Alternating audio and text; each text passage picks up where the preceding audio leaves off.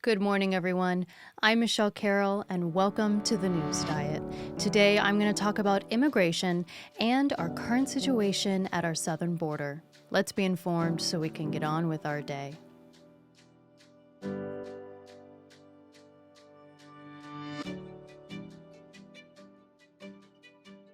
I just want to take a moment and say thank you so much for watching today's episode. I feel very strongly that learning about what's going on in the world doesn't have to leave you feeling scared or angry, but rather it can make you feel smarter and more empowered. So I'm genuinely so happy that you're here.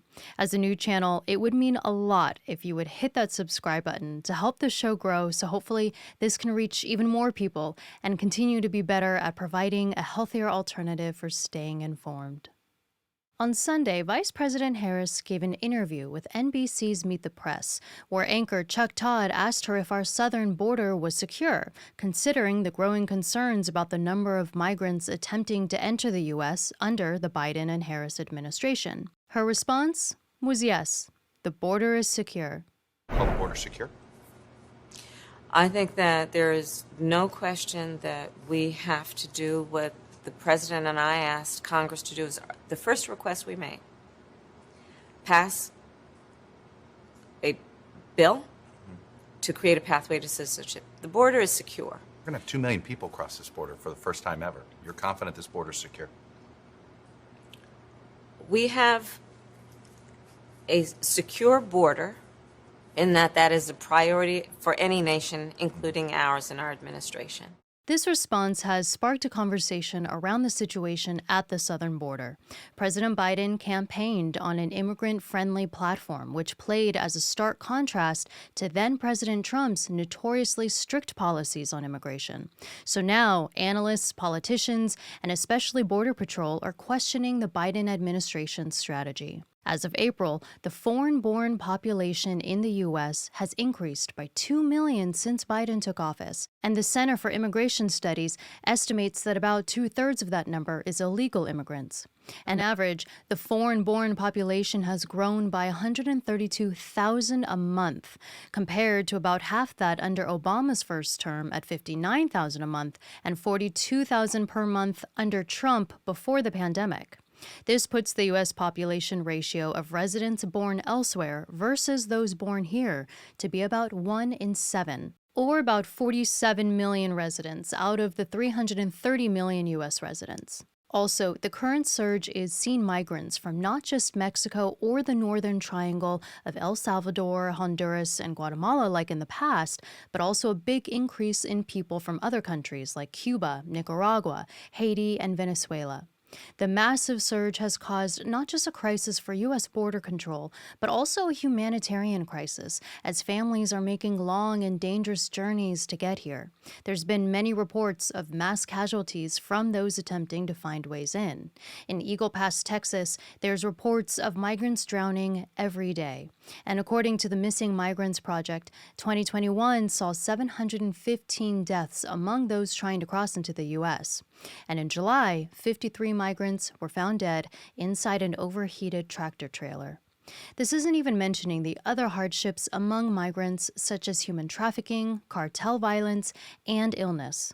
The reasons for the surge have to do with a few things. It seems to be a perfect storm of the president's pro-immigrant messaging, as well as how many of these countries have been deeply affected by the pandemic, which has exacerbated already struggling economies and qualities of life.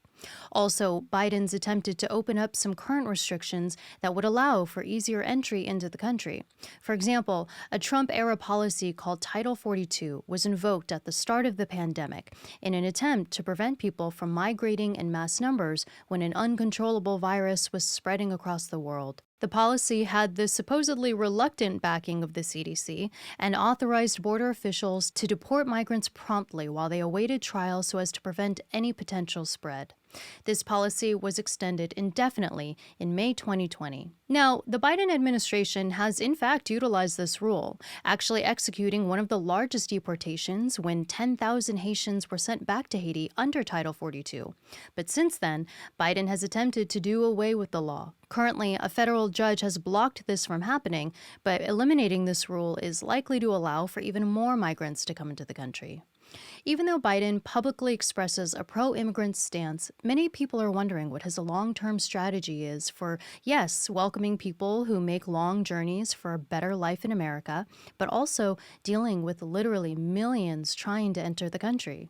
Shortly after taking office, President Biden tasked Vice President Harris with tackling the root of the immigration problem.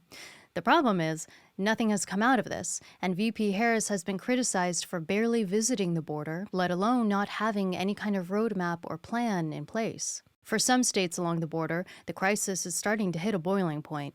Some that received the brunt of this crisis, like Texas, have even started busing thousands of migrants to major cities like New York City, Washington, D.C., and Chicago as a sign of protest to current border policies.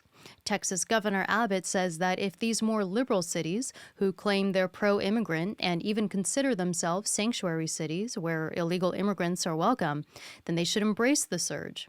Officials of these cities are condemning this tactic as horrendous and inhumane. The problem is that not much is being done or even proposed about what to do about the issue. But the situation is continuing to grow, so whether it's creating easier pathways to becoming citizens, or strengthening the border, or toning down the pro-illegal immigration messaging, our leaders are going to have to address the issue eventually. You've just been informed, so now it's time to get on with your day. I'm Michele Carroll. Thanks so much for listening. If you enjoyed the episode and want to continue following a healthier alternative for staying informed, where I forgo partisan fighting and fear-driven narratives, then please be sure to hit that subscribe button, as of course you'll get more of this show in your feed, and also you'll be helping this new channel grow and reject sensational media. Thank you so much for your support, and I can't wait to see you in the next episode.